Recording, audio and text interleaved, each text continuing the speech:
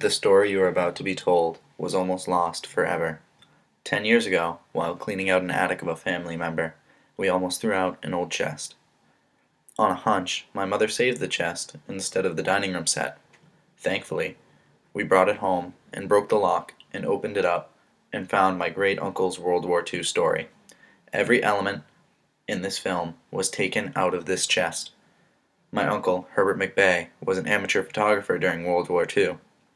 Now, after this chest being locked for decades, I am able to retell his story from what was left in this trunk.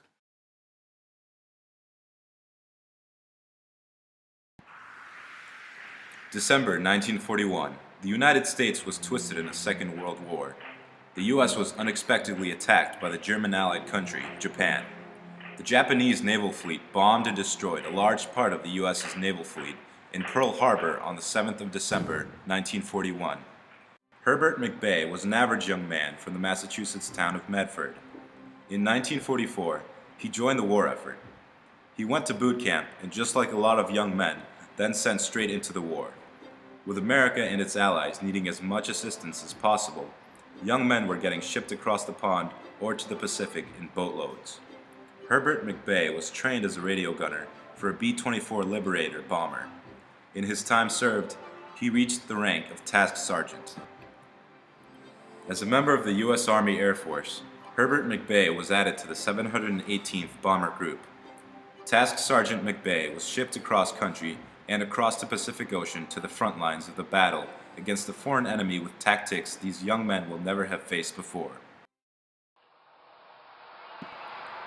He and his crew were shipped into the Pacific on enormous people carriers. These huge ships beached and unloaded its cargo of vehicles, supplies, and men, including Herbert and his flight crew. Over the coming months, Herbert became like brothers with his fellow soldiers. Making the best of being away from family and friends, Sergeant McBay took pictures and wrote letters to his family. Soldiers used the wings of their aircraft to stay out of the hot Pacific sun, trying to recreate the comforts of home. McBay photographed amazing things in the time he served. Captured aircraft the U.S. confiscated during the war, captured Japanese soldiers after the bombing of Manila and the New Guinea area. He visited native schools and photographed many of the civil people he saw.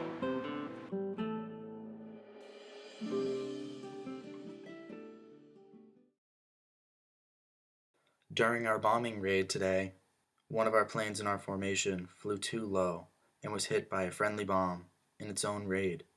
The plane started to fall after the bomb hit its wing.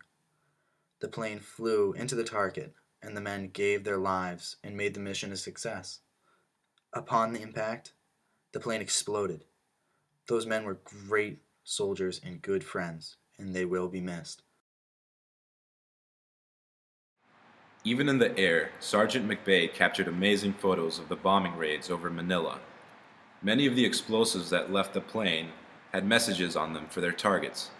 The humor of the messages and the paintings that personalized each aircraft reminded us that these men fighting for our country were barely in their 20s, still inexperienced in life. They used their humor to help them through dire situations. Dear friends and family, today we were told we were leaving the Pacific. We're being moved to an Allied-controlled part of Italy. Our next target, Orbitello.